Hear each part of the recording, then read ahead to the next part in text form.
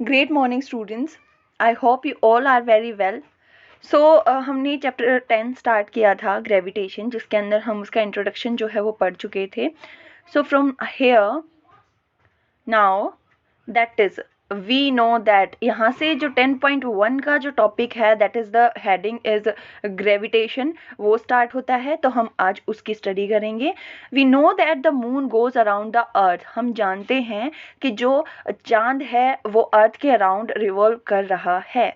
N object when thrown upward reaches a certain height and then falls downward. और ऐसा क्यों होता है कि अगर हम कोई भी चीज़ जो है, मान लो एक छोटा सा पत्थर ही सही, वो हम नीचे से ऊपर की तरफ अगर उछालते हैं तो कुछ हाइट तक वो जाता है और उसके बाद वापस नीचे आ जाता है. ऐसा क्यों होता है? ये तो बहुत बार बच्चे खेलते टाइम भी बहुत बार एक्सपेरिमेंट करते हैं कि एक सर्टेन हाइट तक कोई भी चीज़ जो हम ऊपर फेंक रहे हैं वो जाती है. उसके बाद ऐसा तो नहीं है कि हम कोई चीज़ ऊपर फेंक रहे हैं और वो बादलों में ही रह जाती हो. नहीं ना, वो नीचे आती है.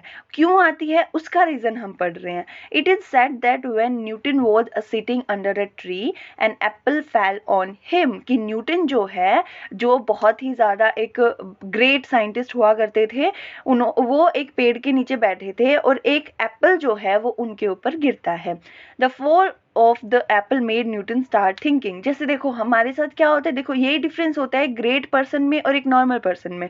क्या होता है कि अगर कोई चीज़ न्यूटन जो है बैठे थे और कोई चीज़ उनके ऊपर गिरी है तो वो सोचने पे मजबूर हो गए, वो उस चीज़ के बारे में सोचने लग गए.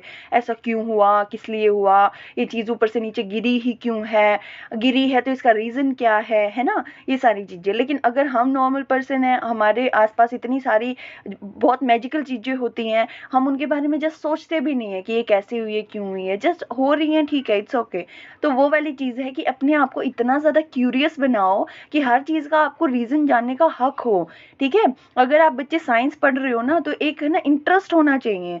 ऐसे नहीं कि हाँ ठीक है जस्ट पढ़ा, जस्ट फॉरगेट इट, मार्क्स आ गए, दैट्स इट. नहीं, वो वाली चीज़ नहीं होनी चाहिए. आपके अंदर नॉलेज होनी चाहिए उस चीज़ की कि किस तरीके से चीज़ें हो रही हैं हमारे आसपास, हो रही है तो क्यों हो रही हैं. बहुत सारे बच्चे क्वेश्चंस करते हैं, जैसे मैम जो वाटर ड्रॉपलेट है. अच्छा, देखा है आपने कभी कि एक अगर बूंद आप फर्श पे डालते हो अगर, तो उसका जो क्या बोलते हैं शेप जो है उसकी, वो हमेशा सर्कुलर आती है, स्फीरिकल शेप आती है. क्यों भाई, रेक्टेंगुलर क्यों नहीं आती, स्क्वायर वाली शेप क्यों नहीं आती, और कोई शेप क्यों नहीं आती है, इलिप्टिकल क्यों नहीं आती है, सिर्फ सर्कुलर शेप ही क्यों लेता है वाटर ड्रॉप, है ना. तो ये क्वेश्चन है जो आप ढूंढेंगे और मुझे बताएंगे.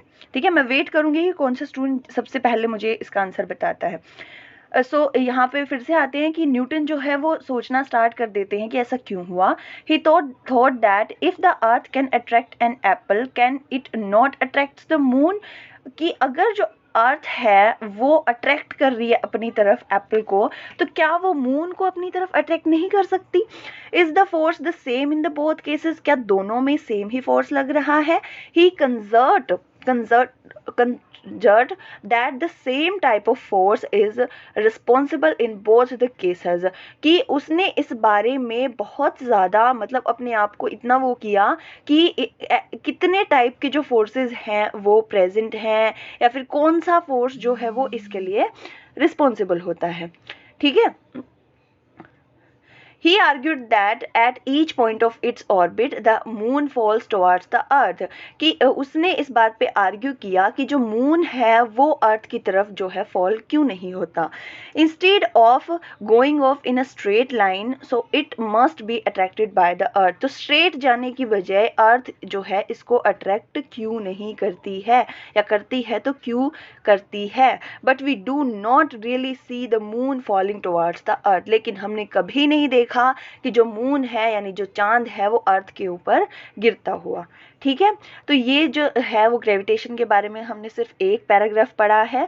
हम और भी पढ़ेंगे. साइड में जो आपको दी गई है 10.1 एक्टिविटी, देख सकते हो आप कि एक छोटी सी चीज़ जो है वो थ्रेड से बांधी हुई है और उसको सर्कुलर वे में घुमा रहे हैं. तो ये एक्टिविटी आपको करके देखनी है. ठीक है, और सिर्फ आज के लिए हम इतना ही पढ़ेंगे. नेक्स्ट टॉपिक हम कल करते हैं, और जो क्वेश्चन मैंने आपको दिया है उसका आप सोल्यूशन मुझे सेंड करेंगे.